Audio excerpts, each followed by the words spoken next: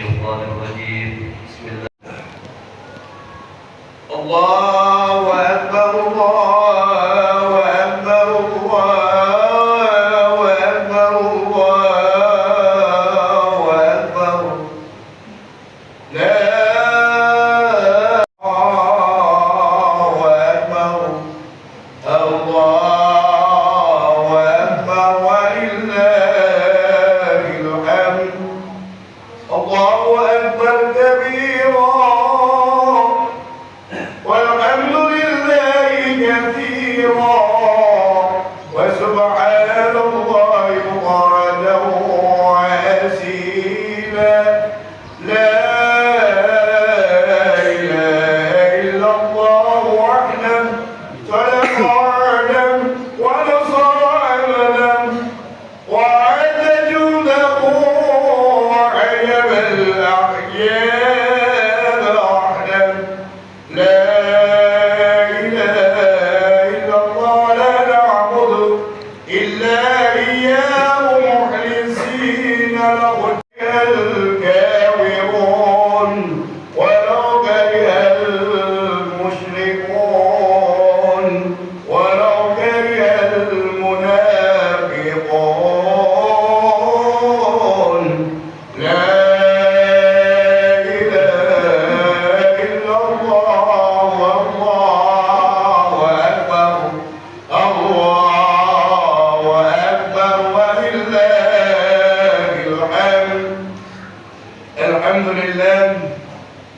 الحمد لله الذي جعل هذا اليوم من أعظم اليوم من عيد الفطر أحل لنا بالطعام وحرمنا بالصيام أشهد أن لا إله إلا الله وحده لا شريك له وأشهد أن محمدا عبده ورسوله وسلم وبارك على عبدك ورسولك سيدنا محمد خاتم الأنبياء والمرسلين وعلى آله وأصحابه أجمعين أما بعد فيا أيها الناس اتقوا الله حق تقاته ولا تموتن إلا وأنتم مسلمون قال الله تعالى في القرآن الكريم وهو أصدق القائلين أعوذ بالله من الشيطان الرجيم بسم الله الرحمن الرحيم ولتكملوا العدة ولتكبروا الله على ما هداكم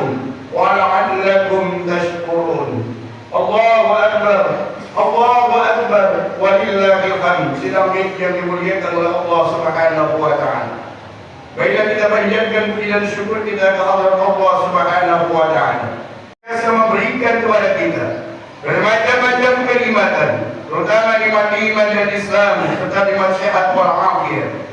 Sehingga dengan kenikmatan itu kita masih diberikan kekuatan oleh Allah Subhanahu wa taala untuk melaksanakan salah satu sunnah-sunnah Rasulullah sallallahu alaihi wasallam, yakni melaksanakan salat Idul Fitri. Dan mudah-mudahan seluruh amalan ibadah kita, terutama ibadah puasa kita dan amalan-amalan yang lain yang telah kita lakukan di bulan Ramadan diterima oleh Allah Subhanahu wa taala. Amin ya rabbal alamin. Dan juga tidak lupa salawat serta salam semoga tetap tercurah ke harfiah junjungan kita, ialah baginda kita Nabi besar Muhammad sallallahu alaihi wasallam. Dan juga tidak lupa para keluarga dan para sahabat-sahabatnya, termasuk kita selaku umatnya. Ya amin ya rabbal alamin. Allahu akbar Allahu akbar walillahil hamd. Sidang yang dimuliakan oleh Allah Subhanahu wa taala. Dari mimbar yang mulia ini, saya selaku hakim berwasiat, khususnya kepada pribadi saya, umumnya kepada jamaah sekalian. Baiklah, kita bersama-sama untuk meningkatkan keimanan dan ketakwaan kita kepada Allah Subhanahu wa taala dengan sebaik-baiknya takwa, yakni imtithalul awamirillah wa ijtinabun nawahi, menjalankan segala apa yang diperintahkan oleh Allah Subhanahu wa taala dan menjauhi segala larangannya. Karena dengan keimanan dan ketakwaan kita kepada Allah Subhanahu wa taala, niscaya kita akan mendapatkan kebahagiaan dunia maupun akhirat. Allahu akbar, Allahu akbar walillahil Sungguh tidak terasa kita sudah melaksanakan ibadah puasa 1 bulan. Alhamdulillah, hari ini adalah merupakan hari kemenangan buat kita semua. Bagi mereka tentunya yang melaksanakan ibadah puasa, yang melaksanakan salat tarawih, yang melaksanakan qiyamul lail dan amalan-amalan yang lain di bulan Ramadan. Maka tentunya kemenangan ini mari kita rayakan, walitukabbirullaha ala ma hadakum wa la'allakum tashkurun. Tentunya kita dengan bertakbir, bertahmid, mengakukan Allah Subhanahu wa taala, memuji Allah Subhanahu wa taala sebagai tanda syukur kita kepada Allah Subhanahu wa taala. Ma'asyiral muslimin, rahimakumullah yang dimuliakan oleh Allah Subhanahu wa taala. Ada 2 yang perlu kita tingkatkan setelah kita melaksanakan amaliyah melaksanakannya, maka insya Allah sifat-sifat manusia yang dimiliki keluh kesah maka dia tidak akan mendapatkannya. Allah berfirman dalam Al-Quran, "Ainama suqifu", tatkala manusia dirindung dengan keluh kesah, apalagi mungkin di bulan Ramadan ini, apalagi lebaran ini, ada orang yang pulang kampung, ada yang tidak, tentunya secara ekonomi pun berkurang dan sebagainya. Ini adalah tentunya manusiawi, manusia akan keluh kesah. Tapi ini tidak akan terjadi kepada seseorang illa bihablin minallah wa hablin minannas, kecuali dia mengadakan hubungan dengan Allah dan hubungan dengan manusia. Bagaimanakah hubungan dengan Allah? Hablun minallah kita wa'budullah, sembahlah Allah. Jadikan Allah sebagai Rabb kita, jadikan Allah sebagai sembahan kita, jadikan Allah sebagai sandaran kita, jadikan Allah. Maka insya Allah bulan Ramadan ini adalah merupakan bulan tarbiyah, bulan pendidikan, bulan workshop, bulan seminar. Kita semua sudah melaksanakannya. Kita diadakan pembiasaan, dilatih melalui salat berjamaah. Kita dilatih dengan imbang dan bersedekah. Kita dilatih dengan qiyamul lail. Mudah-mudahan latihan-latihan ini menjadi habit, menjadi kebiasaan, sehingga kita mampu melestarikan 11 bulan yang akan datang. Ketika kita sudah betul-betul yakin kepada Allah, taat kepada Allah, Allah jadikan sebagai Rabb kita, sebagai Tuhan kita, kita laksanakan perintah-perintahnya. Wala tusyriku bihi syai'a, dan janganlah kita berbuat syirik, janganlah kita menyekutukan Allah Subhanahu wa taala. Syirik adalah merupakan dosa besar. Innallaha la yaghfiru an yushraka bihi wa yaghfiru ma duna dzalika liman yasha. Tapi Allah akan mengampuni dosa-dosa yang lainnya. Ketika seseorang berbuat syirik, menyekutukan Allah Subhanahu wa taala, kemudian dia meninggal dunia, kemudian dia tidak sempat taubat kepada Allah Subhanahu wa taala, dosa syirik yang terbawa mati, maka dosa syirik itulah yang tidak akan diampuni oleh Allah Subhanahu wa taala. Tapi apabila hari ini kita berbuat syirik, menyekutukan Allah, percaya pada hal-hal animisme, dinamisme, hal-hal seperti segera untuk bertobat kepada Allah Subhanahu wa taala, maka yakinlah tobat kita akan diterima oleh Allah Subhanahu wa taala. Karena ketika seseorang berbuat menyekutukan Allah, maka pada saat itulah seluruh amaliyah ibadah kita, amal soleh kita yang kita rintis dari mulai sejak balik, 1 kali dia berbuat syirik, semuanya hancur amaliyah ibadah kita dan nilainya nol di hadapan Allah Subhanahu. Mereka orang-orang yang musyrik. Maka oleh karena itu yakinlah, kemudian istiqomahlah dengan keimanan kita pada Allah, teguhlah dengan iman dan Islam kita sampai akhir hayat. Tentunya ketika kita mengadakan hubungan dengan Allah, kita banyak dan kesalahan akan mudah. Dengan kita melalui ibadah puasa, dengan melaksanakan ibadah puasa, janji Allah melalui Rasulullah SAW, "Man shoma Ramadan imanan wa ihtisaban, ghufira lahu ma taqaddama min dhanbi." Barang siapa yang berpuasa di bulan Ramadan karena iman sesuai dengan perintah Allah Subhanahu wa taala, karena Allah, ghufira lahu ma taqaddama min dhanbi, maka Allah akan mengampuni seluruh dosa-dosa kita yang telah lewat. Insya Allah kita semua yang hari ini yang melaksanakan ibadah puasa, yang mengeluarkan zakat fitrah, yang qiyamul lail, insya Allah dosa-dosa kita diampuni oleh Allah Subhanahu wa taala. Kepada fitrah bagaikan bayi yang baru dilahirkan dalam keadaan suci tanpa berdosa. Amin ya rabbal alamin. Yang kedua, Tentunya harus seimbang. Ketika kita mengadakan hubungan dengan Allah, maka kita pun harus mengadakan hubungan dengan sesama manusia. Kita tahu, manusia adalah makhluk politik. Manusia adalah makhluk sosial. Manusia tidak bisa hidup secara sendirian, melainkan kita butuh bantuan orang lain, butuh tetangga, butuh saudara-saudara kita. Kanan kiri dan kanan itulah adalah merupakan saudara-saudara kita. Hadirin rahimakumullah yang dimuliakan oleh Allah Subhanahu wa taala. Kita sudah merasakan 30 hari kita melaksanakan ibadah puasa. Kita merasakan haus, dahaga dan lapar hanya 1 bulan. Padahal saudara-saudara kita yang fakir, yang miskin, mereka selama-lamanya kekurangan. Saudara kita yang hari ini, kita alhamdulillah diberikan nikmat oleh Allah sehat, diberikan kita pada hari ini, kita sholatin bersama-sama, kita kegembiraan. Ada saudara kita yang hari ini terkena kebakaran, bahkan 3 orang yang meninggal dunia, tetangga kita di sekitar kita. Kita alhamdulillah bersyukur Allah masih memberikan kesehatan, Allah masih memberikan umur yang panjang. Maka melalui puasa insya Allah kita akan menjadi sehat, karena as-siyamu sihatun, puasa itu sehat. Dan yang kedua, dengan merasakan ibadah puasa kita merasa hidup tidak sendirian, tapi kita merasa tegang rasa, karena puasa adalah membimbing kita untuk menjadi orang yang peduli. Maka kenapa? Ketika kita berpuasa, Allah mewajibkan kita zakat fitrah. Ini simbolis. Ketika kita hanya ibadah, bukan hanya sekedar di masjid saja, bukan hanya untuk kita realisasinya, peduli terhadap sesama. Maka saubul abdi mu'allaqatun bainas samai wal ardh. Puasa hamba akan menggantung antara langit dan bumi hatta yu'adi zakat al-fitri, sehingga dia mengeluarkan zakat fitrah. Betapa pentingnya zakat fitrah. Kalau hari ini bapak-bapak belum zakat fitrah, puasanya masih menggantung. Tapi insya Allah panitia Dewan Masjid mengumumkan jauh-jauh hari, bahkan setelah turun kebiasaan kita sudah mengeluarkan zakat fitrah, sudah menunaikannya. Insya Allah seluruh amal ibadah puasa kita diterima oleh Allah Subhanahu wa taala. Itulah yang simbol kita dengan kita mengeluarkan zakat fitrah. Pada hakikatnya adalah tazkiyatun nafsi, membersihkan, mensucikan hati kita. Di samping itu juga kita beramal. Tazkiyatun nafs, keluarkan bukan hanya untuk dilihat, silakan diisi. Insya Allah tidak akan menjadi fakir buat kita. Insya Allah harta kita semakin kita terus beramal, maka harta kita akan semakin berkembang, dan insya Allah tidak akan menjadi fakir, dan insya Allah kita akan menjadi kaya.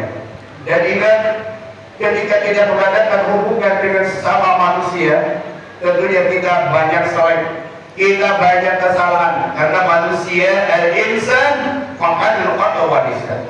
Maka yang paling utama kepada siapakah kita harus meminta maaf?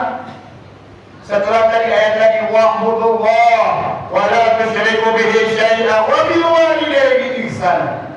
Hendaklah kita berbakti kepada kedua orang tua.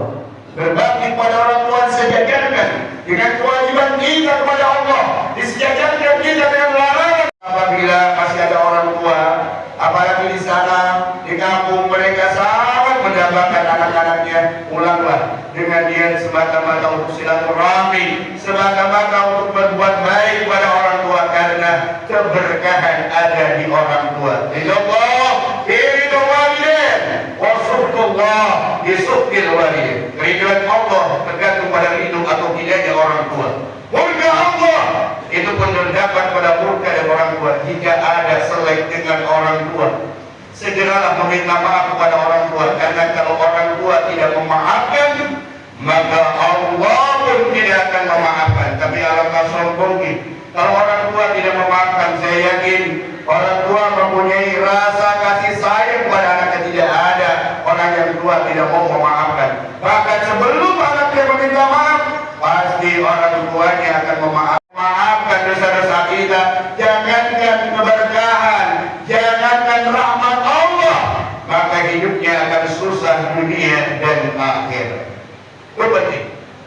Jadi kalau masih ada orang tua, pergilah. Kalau nggak ada, jangan lupa doakan. Jangan lupa ingat kita diberikan harta untuk orang tua. Niatkanlah harta kita berlimpahkan, sedekahkan supaya apa? Pahalanya untuk kedua orang tua. Masih ada makamnya, pergilah untuk berziarah kepada beliau. Itu adalah merupakan bakti kepada kedua orang tua. Ketika orang tua sudah tiada, maka satu keberkahan Allah ambil. Tapi ketika orang tua yang ada, jangan jauh-jauh jarak kemana, jangan jauh-jauh minta doa kepada yang lain. Mintalah doa kepada orang tua, maka orang tua doanya dikabul oleh Allah Subhanahu wa Ta'ala. Yang kedua, istri terhadap suami ketika sudah menikah, maka kewajiban istri bukan istri adalah berbakti kepada suami. Maka istrilah segeralah untuk meminta maaf kepada suami, karena ridho Allah fi ridho jauh. Ridho Allah terdapat pada suami, ya. Dan murka Allah pun terdapat daripada suami. Tapi insya Allah suami yang tidak sombong sebelum istrinya meminta maaf karena kita banyak bohong pada istrinya, segeralah kita memaafkan istri-istri kita. Insya Allah kalau di antara keluarga kita saling memaafkan, apa kata Nabi? Tasabahu yalaqadil gillu an qulubikum. Ketika dua insan bersalaman, laki-laki dengan laki-laki, perempuan dengan perempuan, maka di situ terdapat, ya, ada dua urat yang dua-duanya menyambung, maka disitulah akan bercucuran dosa-dosa kita di antara sama manusia. Dan insya Allah unek-unek yang ada, yang namanya sifat iri, sikap takabur, sifat hasud dan dengki dan zalim, hari ini kita hilangkan semuanya. Karena kalau kita tidak hilangkan, maka sifat-sifat itu akan bersemayam dan akhirnya bisa lebih jahat kepada orang lain. Tapi momen Idul Fitri saat sekarang ini, yuk kita saling membebaskan, saling memaafkan di antara kita. Insya Allah dengan saling memaafkan, maka seluruh dosa-dosa kita diampuni oleh Allah Subhanahu wa Ta'ala, dan penyakit-penyakit yang ada dalam hati kita insya Allah akan hilang, dan ada ketenangan, sehingga yang terjadi adalah ikatan persaudaraan yang kuat di antara kita, terutama tetangga kita. Kenapa tetangga kita? Kita hidup di Jakarta sebagai perantau. Ketika kita hidup di Jakarta, yang namanya pasti kita banyak kebutuhan. Apakah itu sakit, pinjam uang, belum tentu kita yang menolong itu saudara kita yang jauh di sana, tapi adalah tetangga kita yang dekat, itulah yang mereka yang akan menolong kita semua. Oleh karena itu meminta maaflah, saling memaafkan di antara tetangga, karena hidup akan harmonis, hidup akan indah kalau sesama tetangga kita saling memaafkan, saling tolong menolong, saling gotong royong. Kalau setiap keluarga sudah terdapat keharmonisan, setiap keluarga sudah terdapat gotong royong, maka insya Allah apapun yang dibutuhkan oleh Islam, pembangunan masjid atau yang lain-lainnya, maka akan dengan mudah terrealisasi dengan baik. Buktinya masjid ini saya ingat dulu ketika dikumpulkan semuanya, alhamdulillah dengan gotong royong semuanya mengeluarkan infak bersedekah dalam jangka waktu yang singkat, masjid ini sudah berdiri. Dan amal kita walaupun sudah meninggal dunia, insya Allah masjid ini akan mengalirkan pahala-pahala kebaikan ketika kita berada dalam kubur. Yang di dunia, yang dilimpahkan, yang disedekahkan itu tabungan buat kita semua. Yang diberikan di JB, yang diberikan mobil, yang diberikan motor, itu hanya di dunia saja. Tapi inilah titipan kita untuk di akhirat. Maka seharusnya lebih banyak kita untuk menitipkan uang melalui apa? Melalui fakir miskin, melalui masjid dan sebagainya. Insya Allah kita akan mendapatkan nikmat dalam kubur. Insya Allah dunia dan akhirat kita akan diberikan kesuksesan oleh Allah Subhanahu wa Ta'ala. Allahu Akbar, Allahu Akbar, walillahil hamd. Sedangkan yang dimuliakan oleh Allah Subhanahu wa Ta'ala, mungkin itu saja yang saya sampaikan, mudah-mudahan bermanfaat khususnya bagi saya sendiri dan umumnya bagi kita semua. Taqabbalallahu minna wa minkum taqabbal ya karim. Mudah-mudahan kita bisa merealisasikan hasil ibadah puasa, melestarikan dalam sebulan yang akan datang, karena orang akan terlihat keberhasilan dari Ramadan itu akan dilihat 11 bulan yang akan datang. Semoga Allah Subhanahu wa Ta'ala mengampuni segala dosa-dosa kita. Amin ya rabbal alamin. Allahu akbar, Allahu akbar, walillahil hamd. A'udzu billahi minasyaitonir rajim. Bismillahirrahmanirrahim. Ya ayyuhalladzina amanu kutiba alaikumus syiyam kama kutiba alal ladzina min qablikum la'allakum tattaqun. Barakallahu fi wa lakum fil Qur'anil 'azim wa nafa'ani wa iyyakum bima fihi min ayati wa dzikril hakim. Aqulu hadza wastaghfiruh innahu huwal ghafurur rahim. Allah